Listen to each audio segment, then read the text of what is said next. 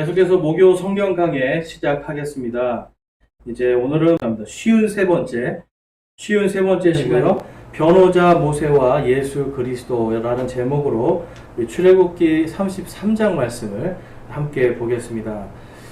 자, 여러분이 예수님께서 우리의 변호자시다라는 걸 우리가 잘 알고 있습니다. 그러니까 예수님께서 우리의 모든 죄와 또한 우리 모든 허물들을 그분의 피와 그분의 찢기신 살과 그분이 흘리신 피를 통하여서 우리의 모든 죄값을 다 치루셨기 때문에 그분이 우리의 변호자가 되시고 또한 우리와 하나님 사이에 화해 헌물이 되셨다라는 걸 알 수 있는데, 오늘 말씀은 바로 이 모세가 예수님과 똑같은 모양으로 이스라엘 백성들 앞에서 또한 하나님과 이스라엘 백성들 사이에서 변호하는 모습을 함께 볼 수가 있겠습니다.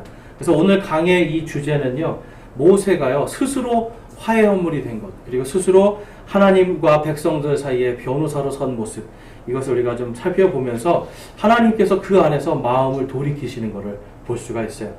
자, 여러분, 하나님께서는요 이 한 가지는 돌이키지 않으시고 또 다른 한 가지는 돌이키시는 게 있습니다. 돌이키시지 않는 게 뭘까요, 여러분? 돌이키시지 않는 것은 구원에 대한 말씀을 돌이키지 않으세요. 하나님은 구원에 대한 뜻을 돌이키지 않습니다. 그런데 하나님께서 돌이키시는 게 있는데 그게 뭐냐면 진노를 돌이키세요. 자, 우리 함께 해보겠습니다. 하나님은 진노를 돌이키신다. 하나님은 진노를 돌이키세요. 근데 어떨 때에 진노를 돌이키시냐면 의인이 기도할 때 그래요. 의인이 기도할 때. 저와 여러분이 의인이 맞습니까? 저와 여러분이 예수 그리스도를 통해서 이제 죄 용서를 받고 하나님과 화해하게 됨을 통해서 저희는 의인, 곧 죄가 없다. 그러니까 죄 없는 의인이 된 거예요. 그래서 성경에 보니까 의인의 기도가 얼마나 효력이 있는지라고 말씀을 해요. 저와 여러분이 의인으로서 기도할 때 엄청난 능력이 나타납니다, 여러분. 그래서 많이 반복적으로 기도하는 것이 아니라 짧게 단 몇 마디라도 진심을 다해서 기도할 때 하나님께서 그 의인의 기도를 들으시고 재앙과 진노를 돌이키시는 걸 볼 수가 있어요. 그러니까 여러분, 저와 여러분이 보통 사람이 아니라는 거예요. 저희는 보통 사람이 아니라 우리의 기도를 통해서 하나님이 재앙과 진노를 멈추시고 돌이키는 걸 볼 수가 있습니다. 근데 여러분, 기도하다 보면 하나님, 저 사람 정말 혼내주세요, 이런 기도할 때 있지 않습니까? 하나님, 저 사람 좀 혼나야 될 것 같아요. 그렇죠? 그런 기도를 할 때 있는데, 오늘 우리가 이 모세를 통해서 하나님은요, 진짜 우리가 해야 될 기도는 그렇지만 이 사랑을 결코 놓치지 말아야 된다는 거예요. 그래서 이제 오늘 이 하나님께서 목이 뻣뻣한 백성이다 라고 이스라엘 백성을 부르시는 걸 볼 수가 있어요. 여러분, 목이 뻣뻣하다는 게 무슨 뜻인가요? 목이 뻣뻣하다, 교만하다는 거예요. 교만. 우리가 겸손한 사람들은 언제나 고개를 숙이고 인사도 잘해요. 그렇지만 교만한 사람들은 인사를 안 합니다. 자, 인사 잘하시죠, 여러분? 별로 자신감이 없으신데요. 인사 잘하시죠? 제가 알기로는 여기 계신 분들은 인사를 잘 하시는 편이에요. 그런데 여러분, 누가 왔을 때, 누군가를 만났을 때 내가 그 사람에게 인사를 하지 않는다, 뭔가 내가 뻣뻣하다, 목이 뻣뻣하다 그러면 여러분, 내가 교만하구나, 이렇게 생각하시면 돼요. 제가요, 예전에 이 서비스업을 하기 전에 운동할 때는 제 목이 항상 뻣뻣했습니다. 그러니까 항상 목 운동을 해서 목이 뻣뻣했어요. 목을 튼튼하게 만들어야 되거든요. 어지간해서는 고개를 숙이지 않는데, 제가 이제 세상에 딱 나와보니까 목이 뻣뻣하면 뻣뻣할수록 손해를 보더라고요. 그렇죠? 인사 안 하고 목이 뻣뻣하고 나 잘났네 이러면 아무도 안 도와줘요. 줄 것도 안 주고 가지고 있는 것도 뺏어가는 게 세상이에요. 그러니까 오히려 겸손하게 고개를 숙일 때에 정말 사람은요, 다른 사람이 나를 도와주거나 다른 사람이 나에게 친근감 있게 해줍니다. 하나님 앞에 여러분 생각해 보세요. 근데 하나님 앞에 목이 뻣뻣해요. 하나님 앞에 목이 뻣뻣하면 어떻겠어요? 여러분이 하나님 자리에 올라가는 거예요, 여러분. 그게 교만이에요. 교만은 다른 게 아니라 내가 지극히 높으신 하나님의 그 자리에 앉도록 올라가는 게 교만이에요. 교만의 시작이 누구였죠? 이 땅에? 바로 사탄이었습니다. 그래서 여러분, 교만은 패망의 선봉이라고 그래요. 교만은 패망의 우두머리예요. 패망에 앞서서 교만이 항상 나타난다라고 성경이 말씀을 합니다. 여러분, 패망에 앞서서 항상 뭐가 나타난다고요? 교만이 나타나요. 이스라엘 백성들이 지금 멸망 앞에서 멸망을 앞두고 하나님 앞에서 고개가 빳빳해가지고 하나님께 대들고 있는 거예요. 하나님께서 이들에게요, 하나님의 모든 권능을 다 보여주셨어요. 홍해 바다를 건너게 해주시고, 만나도 주시고, 바위를 쳐서 거기서 반석에서 물이 나오게 해주시고, 엄청난 기적을 다 보여주셨는데도 불구하고, 이 사람들은 여전히 뭘 했어요? 우리 지난주에 보니까 금송아지 만들어서 이 금송아지가 우리의 하나님이다라고 그 앞에서 벌거벗고 춤추고 별짓을 다 하는 거예요. 여러분, 하나님 앞에 교만하다는 건 다른 게 아니라 하나님이 아니라 내가 원하는 대로 하나님을 믿는 것. 하나님의 뜻이 아니라 내가 원하는 대로 하나님께 나가는 것. 이게 또한 교만입니다. 그래서 하나님께서는요, 이 목이 뻣뻣한 민족에게 내가 재앙을 내리겠다라고 말씀을 해요. 그래서 여러분, 첫 번째가 하나님의 사랑과 긍휼이 그들을 떠나가는 걸 볼 수가 있습니다. 즉, 화해의 관계가 깨어진 거예요. 사랑의 관계가 깨어집니다. 우리 출애굽기 33장 2절과 3절 말씀에 보니까 우리 한 목소리를 한번 읽어보겠습니다. 33장 2절과 3절 시작. 내가 천사를 내 앞에 보내며 또 가나안 족속과 아모리 족속과 헷 족속과 브리스 족속과 히위 족속과 여부스 족속을 쫓아내고 너를 적과 꿀이 흐르는 땅에 이르게 하려니와 나는 내 한가운데서 올라가지 아니하리라. 너는 목이 뻣뻣한 백성이므로 내가 길에서 너를 소멸시킬까 염려하노라 하시니라. 아멘. 여러분, 여기 굉장히 무서운 말씀이 있어요. 2절 말씀에는 하나님께서 누구를 보내신다고 그래요? 천사를 보내셔서 가나안 족속, 아모리 족속, 헷 족속 해서 이스라엘을 공격할 그 족속들을 천사들을 통해서 다 치시겠다고 말씀해요. 근데 3절에서 뭐라고 말씀하시냐면 나는 내 한가운데에서 올라가지 않겠다고 그래요. 천사만 보내는 거예요. 그리고 하나님 올라가시잖아요. 그러면 어떤 일이 벌어집니까? 하나님이 가는 순간 내가 길에서 너를 소멸시킬까 염려하노라. 구약시대에 여러분, 천사는요, 기쁜 소식보다는 구약시대에 하나님께서 천사들을 쓰실 때 대부분 심판을 위해서 쓰십니다. 그러니까 하나님께서 긍휼하심을 베풀지 않는 거예요. 그들 한가운데 가서 내가 너희를 용서해 줄게, 내가 너희에게 긍휼을 줄게, 그래 이 정도는 괜찮아 이런 것이 하나님의 긍휼이거든요. 그런데 하나님이 올라가시지 않으면 어떤 일이 생기는 거예요? 이거는 단 하나의 잘못에도 하나님께서 천사들을 통해서 반드시 심판하고 진멸하겠다는 말씀이에요. 그러니까 거기에는 어떠한 자비나 긍휼이 없는 상태. 그러니까 이스라엘 백성들이 어떻게 합니까? 거기서 슬피 울면서 애곡을 합니다. 이것이 나쁜 소식이라고 그래요. 이제는 그냥 조금만 잘못해도 천사가 우리를 다 죽이겠구나. 그러니까 여러분, 이들이 영적으로 뭔가 알기는 아는데 그것이 실질적으로 자기 인생에 나오질 않는 거예요. 그리고 또한 하나님께서 이 성막을 그들의 회중 바깥으로 빼라고 말씀합니다. 33장 7절에 가보니까 모세가 성막을 취하여 진영 밖에 쳐서 진영과 멀리 떨어지게 하고 그것을 회중의 성막이라 부르니라. 주를 찾는 자는 다 진영 밖에 있던 회중의 성막으로 나아갔으며. 원래는 이 이스라엘 백성들이요, 성막을 중심으로, 성막을 한가운데 놓고 동서남북으로 그들의 천막을 치고 그들이 이 성막 중심으로 살았습니다. 근데 하나님께서 이 성막을 어디로 빼라고 그래요? 회중에서 회중의 진영 바깥으로 빼라는 거예요. 이건 뭐냐면 너희와 나는 이제 상관이 없다라는 뜻입니다. 너희와 나의 사랑의 관계는 이제 깨졌다는 뜻이 되는 거예요. 그래서 하나님께서 이 모세를 통해서 성막을 바깥으로 빼니까 믿음이 있는 자들만 또한 성막에 가는 걸 볼 수가 있어요. 그러면 믿음이 없는 자들은 어떻게 했어요? 하나님의 성막이 가거나 말거나 그냥 그 자리에 자기들 살고 싶은데 우리가 여기서 안전하니까 우리끼리 뭉쳐서 살자, 그러고 살고 있는 거예요. 여러분, 그리스도인들이요, 예수님을 믿는데요, 이런 마음들이 있을 수 있습니다. 하나님이 마음속에 없어요. 인생의 한가운데 예수 그리스도 중심의 삶이 아니라 나 중심의 삶이 돼서 주님께서 내 바깥에서 문 밖에서 누구야 문 열어라 하고 두들기시는데 그럼에도 불구하고 내가 그 문을 안 여는 거예요. 하나님과 내가 관계없고 아무런 상관없는 삶을 살아도 아무렇지 않는 거예요.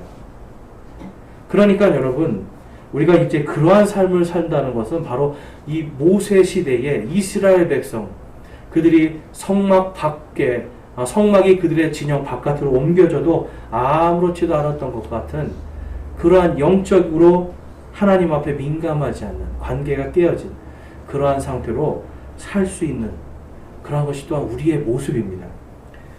이사야서 59장 1절과 2절 말씀에 가니까 이런 말씀이 있어요. 보라 주의 손이 짧아져서 구원하지 못하는 것도 아니요 그분의 귀가 둔하여서 듣지 못하는 것도 아니라 오직 너희 불법들이 너희와 너희 하나님 사이를 갈라놓았고 너희 죄들이 그분의 얼굴을 너희에게서 숨겼으므로 그분께서 듣지 아니하시리라. 아멘. 우리 스스로 죄를 지어요. 우리 스스로 불법으로 하나님과의 얼굴을 가려버려요. 스스로 귀를 막아버려요. 그것이 여러분 불법이다라고 이사야 대언자가 말씀해요. 이스라엘 백성들이 그랬고 오늘날 우리들이 그렇습니다. 죄를 짓고 하나님 앞에 나서지 않고 하나님께 가지 않으면 하나님과의 사랑의 관계는 더 이상 유지가 될 수 없다. 그러니까 주의 손이 짧아서 구원 못하는 게 아니라 너희가 스스로 나를 거부하기 때문에 내가 너희를 구원하지 않겠노라라고 하나님께서 말씀하고 있는 거예요. 신명기에 가니까 이 목이 뻣뻣한 민족에 대해서 하나님께서 다음과 같이 말씀을 합니다. 아주 무서운 말씀을 하세요. 신명기 31장 27절과 29절 말씀에 가면 너의 반역하는 것과 뻣뻣한 목을 내가 아노니 보라 이날 내가 살아서 너희와 함께 있어도 너희가 지금까지 죽게 거역하였거늘 하물며 내가 죽은 뒤에는 얼마나 더하랴. 내가 알거니와 내가 죽은 뒤에 너희가 철저히 부패하여 내가 너희에게 명령한 길에서 돌이켜 떠나고 주의 눈앞에서 악을 행하여 너의 손의 일로 그분의 분노를 일으키므로 마지막 날들의 재앙이 너희에게 닥치리라 하니라. 아멘. 모세가 죽기 전에 지금 유언을 남기는 거예요. 내가 이렇게 살아있는데 하나님과 친구처럼 이야기하고요. 하나님께 직접 말씀을 듣고 너희에게 선포하고 모든 기적을 다 보여줘도 너희가 이렇게 내 말을 안 듣는데 내가 죽으면 너희가 얼마나 더하겠느냐. 지금 성령 안에서 알고 있는 거예요. 그래서 내가 알거니와 내가 죽은 뒤에 너희가 철저히 부패하여. 여러분 이들 안에 악한 사탄이 와서 부패하게 하는 거예요? 아니면 자기들이 스스로 부패하는 거예요? 자기들이 스스로 부패하는 거예요. 하나님께서 돌아오라 말씀을 해도 돌아가지가 않아요. 그러니까 결국은 하나님께서 분노로서 그들에게 재앙을 내릴 것이라고 지금 이 모세는 이스라엘 백성들에게 경고를 하고 있습니다. 여러분 이 경고를 듣고 이스라엘 백성들이 깨닫고 돌이켰을까요? 아니면 실제로 정말 부패한 길로 갔을까요? 부패한 길로 정말 가버려요. 그래서 여호수아기, 사사기 가면 여러분 사사기 때 가보세요. 여러분 부패의 극을 달하고요. 열왕기 상하, 역대 상하 가보세요. 완전히 부패하여서 이제는 하나님을 떠나버리는 거예요. 하나님은요 이 신명기를 통해서도 계속해서 경고를 하시고 출애굽기에서도 경고를 하시는 거예요. 그래서 그들의 길이 소멸될 것을 경고하고 계십니다. 출애굽기 33장 4절과 5절에 가보면 백성이 이 나쁜 소식을 듣고 애곡하여 아무도 몸에 장식품을 걸치지 아니하니라. 이는 주께서 모세에게 말씀하시기를 이스라엘 자손에게 말하라. 너희는 목이 뻣뻣한 백성인즉 내가 순식간에 내 한가운데 임하여 너를 소멸시키리니 그러므로 이제 내게서 장식품을 제거하라. 그리하면 내가 내게 무슨 일을 할지 알겠노라 하셨기 때문이더라. 여러분 우리가 지난번에 몰록이라는 걸 한번 봤죠. 거기에 보니까 이 부엉이 같은 거 지금 오늘날도 목걸이로 달고 있잖아요. 이 여성들이 가지고 있는 이 목걸이 또한 남자들이 가지고 있는 이런 목걸이 장신구에는 항상 그 당시에 문화가 들어가 있습니다. 그런데 이스라엘 백성들이 이때 하고 있었던 목걸이 이런 귀에 있는 귀걸이 같은 거 다 어디서 갖고 왔어요, 여러분? 다 다 이집트 땅에서 갖고 온 거예요. 이집트 땅에서 갖고 온 것들, 그러니까 그러한 모양들과 그러한 심볼들이 이집트에 있는 악한 문화와 그러한 우상들을 상징하는 것들을 가지고 있었어요. 그런데 하나님께서 그 전까지는 어떻게 했어요? 하나님의 긍휼하심으로 그걸 그냥 놔두신 거예요. 그래, 너희들이 마음만 있으면 되지. 마음만 있으면 되지. 그까지 목걸이가 뭐가 중요하겠니? 그까진 장신구가 뭐가 중요하겠니? 하나님께서 긍휼과 자비하심으로 놔뒀지만 이제는 뭐라는 거예요? 다 빼라는 거예요. 다 빼라는 거예요. 단 하나라도 걸치면 어떻게 하겠다? 내가 징계하리라. 장신구, 이집트에서 갖고 온 장신구 하나라도 걸치는 순간 진노하리라. 이제는 자비가 없겠다. 이제는 긍휼함이 없다. 이제는 사랑이 없다라고 하나님께서 말씀하시는 거예요. 그러니까 이 사람들이 어때요? 애곡하는 거예요. 나쁜 소식이에요, 이게. 우리는 이제 죽었다라는 거예요. 잘못 조금만 하면 하나님이 우리를 죽이겠구나 하고 벌벌벌 떨게 되는 겁니다. 시편 75편 5절에서 10절 말씀에 가보면 하나님이 이 목이 뻣뻣한 민족을 이렇게 다루겠다고 말씀해요. 너희 뿔을 높이 들지 말며, 2페이지입니다. 뻣뻣한 목으로 말하지 말라. 오직 하나님께서 재판장이 되시나니 그분께서 한 사람을 낮추시고 다른 사람을 높이시리라. 또한 사악한 자의 모든 뿔을 꺾으리로다. 그러나 의로운 자의 뿔들은 높이 들리로다. 이제부터는 뭘 말씀하는 거예요, 여러분? 잘못한 자는 내가 반드시 진노해서 진멸해버리고 하나님께 돌아온 의로운 자들만 내가 살리겠다. 출애굽기에서 지금 하나님이 말씀하는 거예요. 장식품 다 빼라. 자, 여러분 목걸이에 지금 장식품 있으세요, 목에? 네. 하나님께서 이제 아무것도 용납하지 않겠다라고 지금 말씀하고 있는 거예요. 그걸 만약에 오늘날 말한다면 여러분 쉽게 말해서 목에 있는 십자가 목걸이 이런 거 다 빼라. 뭐 어떤 목걸이든 뭐든 다 빼라는 거예요. 남자들은 상관없겠지만 자매님들 따르실 수 있겠어요? 네. 저희는 잘 따르실 수 있는 분들만 있는 줄 아는데 이게 그래서 여러분 이게 힘든 거였어요. 당시 이 백성들에게는.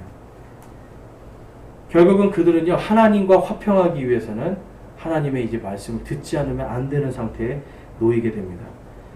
이제 하나님께서는요 이들의 이러한 불법과 배도를 알기 때문에 아주 무섭게 계속 경고를 하세요.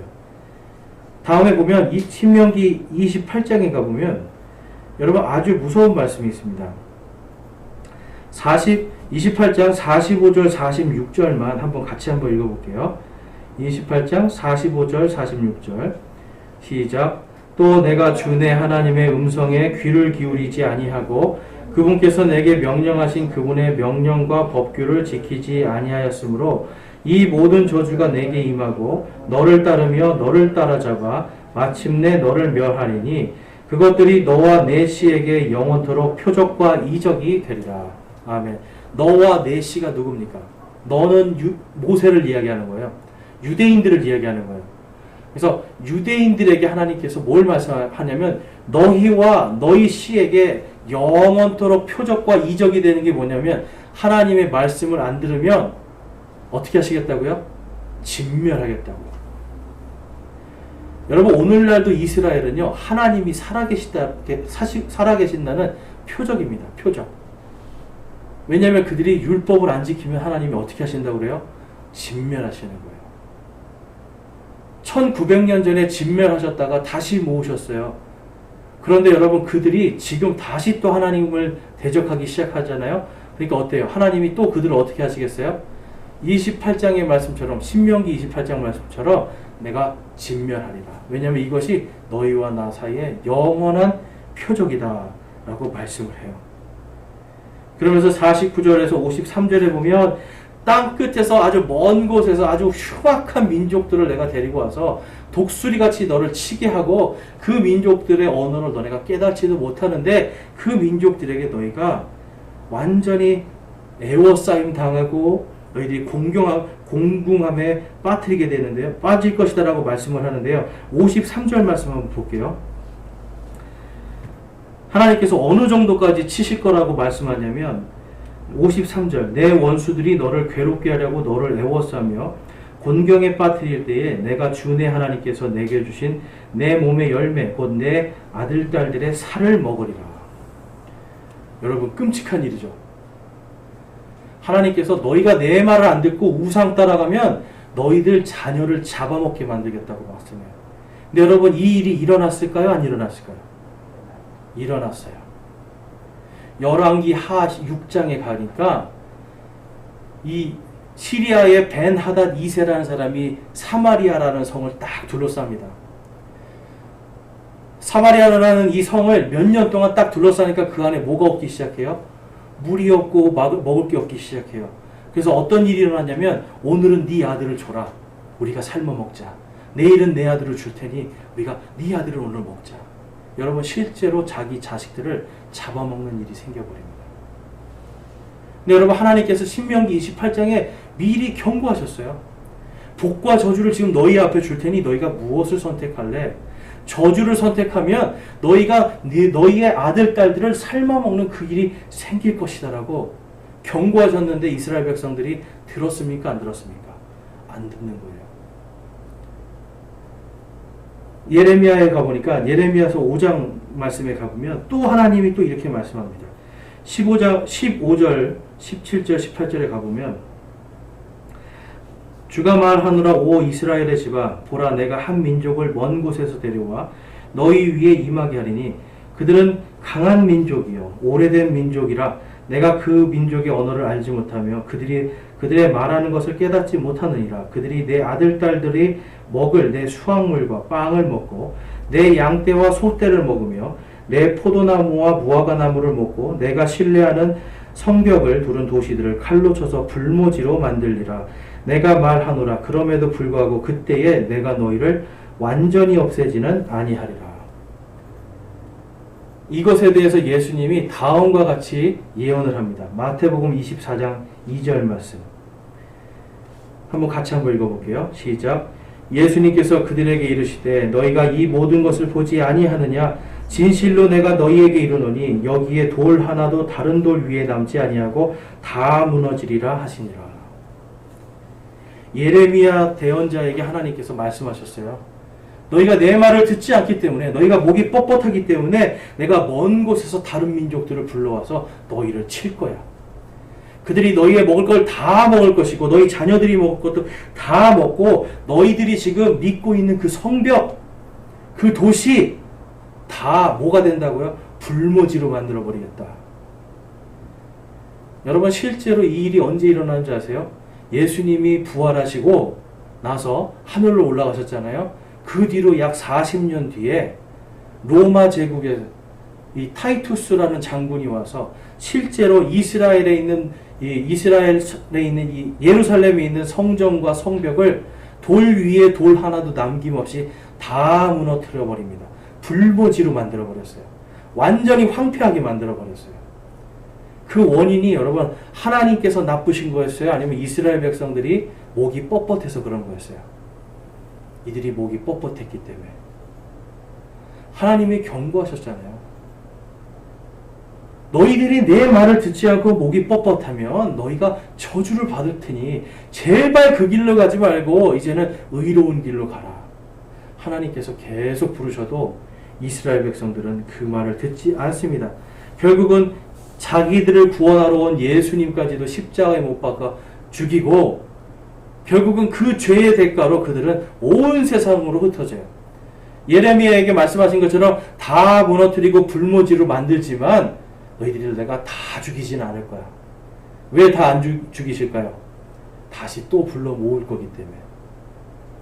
여러분 이때 예수님이 말씀하신 대로 예루살렘 성과 성벽에 돌 위에 돌 하나도 남김없이 완전히 불모지가 됐을 때 수십만 수백만의 사람들이 전부 다 전 세계로 살육당하고 전 세계로 흩어져서 도망가게 됩니다. 여러분 이게 표적이에요.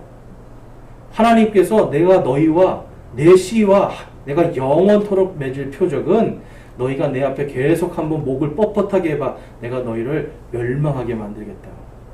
그것이 너희와 나 사이의 영원한 표적과 이적이다 라고 하나님께서 말씀해요. 하나님은요 이스라엘 백성에게 아주 철저하게 하십니다. 왜 그럴까요? 내가 살아있다라는 걸 너희를 통해 내가 보이리라 하시는 거예요. 자 이제 여러분 이제 큰일이 났잖아요. 지금 모세는 이 모든 거를 성령 안에서 다 알고 있습니다. 이거 정말 큰일 났다는 걸 알고 있었어요. 그래서 이 3페이지에 보면 이제 모세가 이스라엘 백성들을 위해서 변호하는 내용이 나옵니다. 모세가 이제 변호를 하는 거예요. 하나님 앞에서. 하나님, 제발 하나님께서 그리하지 마시고 저희들에게 이 말씀하신 것을 기억하옵소서 그래요. 기억하옵소서. 하나님, 제발 저희에게 약속하신 거 기억하옵소서. 그래서 뭘 기억하는 거냐면 출애굽기 3장 14절과 15절에 가니까 내가 여호와라는 이름을 주시고 이스라엘에게 대대로 기념이 되는 이름이 되리라. 여러분, 대대로 하나님께서 이 여호와라는 이름으로 기념이 된다는 건 무슨 뜻이냐면 내가 영원토록 너희를 지켜주리라 이 뜻이에요.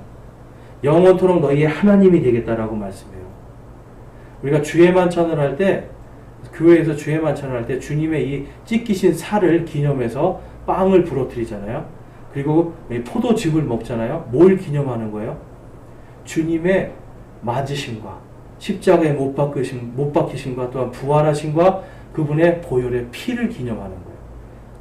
계속 하나님, 그걸 왜 기념합니까? 우리를 구원하신 주님, 우리를 구원하신 주님, 주님께서 우리의 화해 헌물이 되셨습니다라는 걸 계속 기억하는 거예요.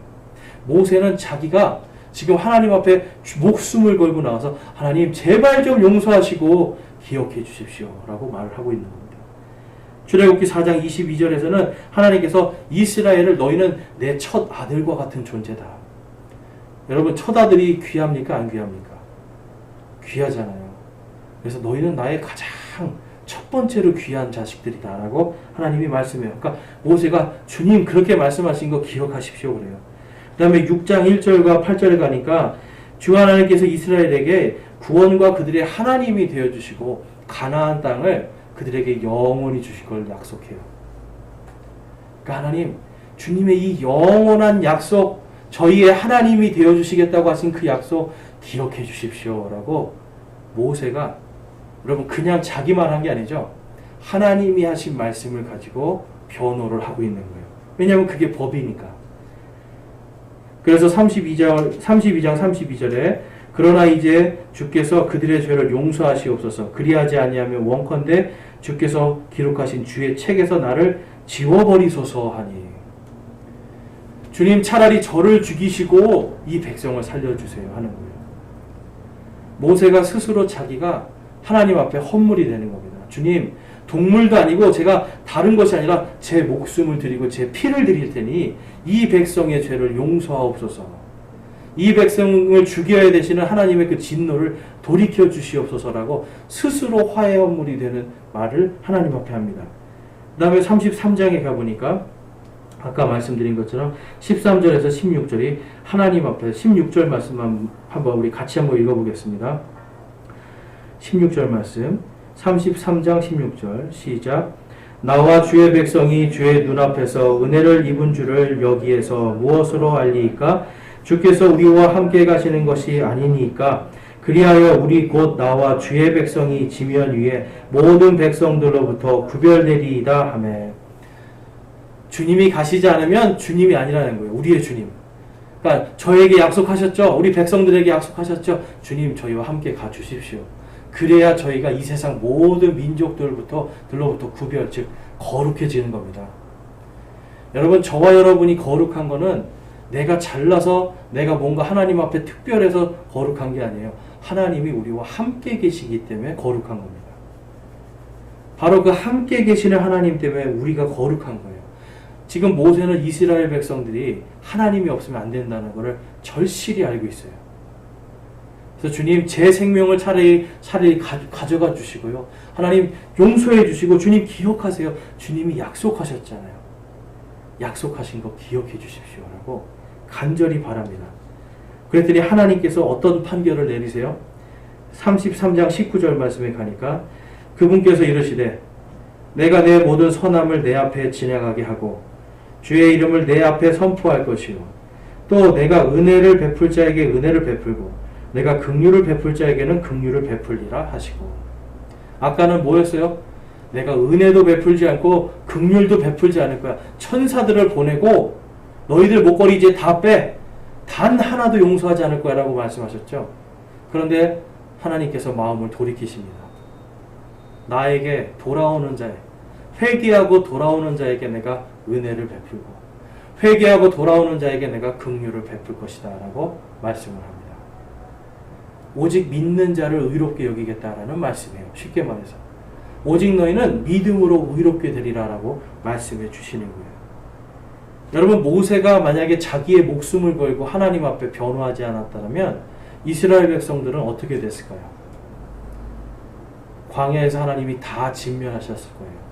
하나님께서 이들을 다 진멸해버리고 모세야 너를 통해서 내가 새로운 민족을 만들겠다라고까지 말씀하셨잖아요. 그런데 모세가 자기 목숨을 겁니다. 주님, 제 생명책에서 제 이름 지워버리시고 이들을 차라리 용서해 주십시오. 주님이 약속하신 거 기억해 주십시오. 주님 약속하신 거 기억하시고 한 번만 용서해 주십시오. 그랬더니 하나님이 진노의 마음을 돌이키시는 거예요. 이것은 여러분, 모세가 마치 이 신약시대의 예수 그리스도와 같은 모형으로 스스로가 이스라엘 백성들의 화해 헌물이 되고 그들의 변호자로서 사역한 것을 볼 수가 있습니다. 여러분, 오늘날 예수님은 우리에게 어떤 분이십니까? 요한일서 2장 1절과 2절 말씀을 한번 우리 같이 읽어보겠습니다. 이 모세와 같이 사역하신 예수님에 대해서 사도 요한은 다음과 같이 말씀합니다. 우리 함께 읽어볼게요. 시작. 나의 어린 자녀들아, 내가 이것들을 너희에게 쓰는 것은 너희가 죄를 짓지 아니하게 하려 함이라.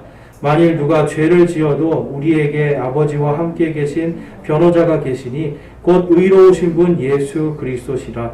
그분은 우리들의 죄들로 인한 화해 헌물이시니 우리들의 죄들뿐 아니요 온 세상의 죄들로 인한 화해 헌물이시니라. 아멘. 예수님이요, 우리의 뭐가 되어주셨다고요? 화해 헌물이 되어주셨어요. 하나님이 원래는 우리를요 생명책에서 이름 지워버리시려고 했어요. 그런데 예수님께서 주님, 제가 대신 죽어줄게요. 제가 이 김명중을 위해서 대신 죽어줄게요. 제가 여기 있는 여러분들 한 사람 한 사람 그 이름을 부르시면서 이 사람들 한 사람 한 사람 위해서 제가 대신 죽어주겠습니다. 그래서 예수님이 십자가에 못 박혀 죽으신 거예요. 스스로 화해 헌물이 되셨죠. 그 다음에 하나님께 말씀하는 거예요. 주님, 제가 죽었으니 이들을 용서해 주십시오. 주님 약속하셨잖아요. 믿음으로 구원, 믿음으로 의롭게 된다라고 약속하셨잖아요. 생명은 생명으로, 죄는 죄의 값은 피로 치르면 된다고 말씀하셨잖아요. 주님 기억해 주십시오. 제가 이들을 위해서 죽었습니다라고 하나님 앞에서 변호하시는 변호자가 되어주시는 겁니다. 그것을 통해서 우리는 예수님의 그 은혜로 구원을 받고 하나님의 자녀가 되고, 이제는 하나님이 뭘 말씀하시는 거예요? 하나님 앞에 섰을 때 누구야, 너는 분명히 죄인이지만 예수 그리스도가 너 대신 피를 흘렸으니 이제 너는 무죄다 선포해버리시는 거예요. 모세가 한 이 스스로 화해 헌물이 되고 스스로 예수 그리스도와 같이 변호자가 되었던 이 모습, 오늘날 예수님께서 우리를 위해서 오늘도 하고 계시고, 우리뿐만 아니라 지금 구원받지 못한 온 세상 모든 죄인들을 위해서 스스로 화해 헌물이 되시고 변호자로서 오늘도 사역하고 계십니다. 저와 여러분이 그러면 요한일서에서 이 말씀을 왜 해주신다고 그랬어요? 너희가 죄를 짓지 아니하게 하기 위해서. 저와 여러분이 예수님이 지금 우리를 위해서 화해 헌물이 되어서 죽으셨는데 계속해서 죄를 지으면 어떤 일이 생기는 겁니까, 여러분? 우리가 계속해서 이스라엘 백성처럼 목이 뻣뻣한 백성들로서 예수님을 계속해서 손에 못질하는 그러한 뻣뻣한 백성이 되는 거예요. 그러면 어떻게 되겠어요, 여러분? 하나님께서 가만히 놔두시겠습니까? 히브리서에 보니까 아들이 아닌 자는 하나님께서 징계하지 않는데요. 그런데 아들인 자는 어떻게 하신다고 그래요? 내가 징계하리라 말씀해요. 죄에서 돌이키지 않고 목이 뻣뻣하면 반드시 하나님의 징계를 받습니다. 물론 구원은 받겠지만, 우리의 혼은 구원을 받고 우리는 하나님의 자녀로서 살아가겠지만 이 땅에서 반드시 하나님의 징계를 받게 돼 있다라는 거예요. 그래서 저와 여러분이요, 이제 그렇다고 여러분 무조건 우리가 죄를 저질러서 저 사람이 아프다 이렇게 보시면 안 돼요. 저 사람이 죄를 저질러서 저렇게 아픈 것이다. 이렇게 판단하는 게 아니라 나를 보라는 거예요, 여러분. 그래서 몸이 아프게 태어난 것은 어쩔 수 없고요. 정말 죄를 계속 지음으로 인해서 우리가 다칠 수 있고 몸이 약해질 수 있다. 그래서 하나님 앞에 늘 우리가 회개하면서 겸손한 마음으로, 목이 뻣뻣하지 않은 그런 겸손하고 부드러운 마음으로 살아가야 될 줄로 믿습니다. 그래서 하나님은 이 이스라엘의 배도를 미리 아셨고요. 그거에 대해서 아주 강력하게 경고하셨습니다. 오늘날 우리에게도 강력하게 경고를 하고 계세요. 그렇지만 화해 헌물 되신 이 예수 그리스도 때문에 하나님은 오늘도 저와 여러분을 뭐로 보시는 거예요? 너희는 의인이다 라고, 죄가 없다라고 봐주시는, 은혜를 베풀 자에게 은혜를 베푸시고 긍휼을 베풀 자에게 긍휼을 베풀고 계십니다. 여러분, 그러면 우리가 해야 될 것은 무엇일까요? 우리의 생명책에 죄악들이 더 이상 기록되지 않도록 하나님 앞에 늘 겸손한 자세로, 하나님의 말씀 앞에 겸손한 자세로 살아가야 될 것입니다. 그래서 저와 여러분이 오늘 말씀을 통해서 나는 과연 하나님 앞에 목이 뻣뻣한 백성인가 한번 돌아보시고, 뻣뻣한 부분이 있다라면, 하나님의 말씀에 대적하는 부분이 있다라면 이제는 겸손하게 돌이키고 회개하는 저와 여러분이 되시기를 주님의 이름으로 축원합니다. 이 시간 기도하고 마치겠습니다. 하나님 아버지 감사합니다. 오늘 말씀을 통해서 저희들이 정말 이 목을 뻣뻣하지 않게 주님 앞에 늘 겸손해야 될 것을 보았습니다. 또한 이 모세가 이스라엘 백성들에게 스스로 화해 헌물이 되고 스스로 변호자가 되어서 그들 앞에 있는 진노에, 하나님의 그 진노를 돌이키게 한 것처럼 오늘날도 예수님께서 우리를 대신하여서 화해 헌물이 되시고 스스로 죄가 되셔서 십자가에 못 박혀 죽으심을 통해 이제 우리의 변호자로서 우리의 모든 죄악과 허물들을 그분이 다 감당하셨음을, 다 지불하셨음을, 죄의 값을 다 치르셨음을 변호하고 계심에 저희들이 은혜와 그 긍휼하심을 찬양합니다. 하나님, 저희들이 죄악 가운데 있을 때 속히 돌이키게 하시고 저희들이 죄악 가운데서 하나님을 바라봄을 통하여 모든 죄악들을 끊어내고 이제는 주님의 길을 온전히 걸어가는 저와 우리 모든 성도들 되게 하여 주시옵소서. 하나님, 저희들 주님 안에서 더욱더 참된 주님의 제자들로, 하나님의 백성들로 살기를 소망합니다. 저희의 믿음을 성장시켜 주시고 인도하여 주시옵소서. 우리 주 예수 그리스도의 이름으로 감사하며 기도드리옵나이다. 아멘.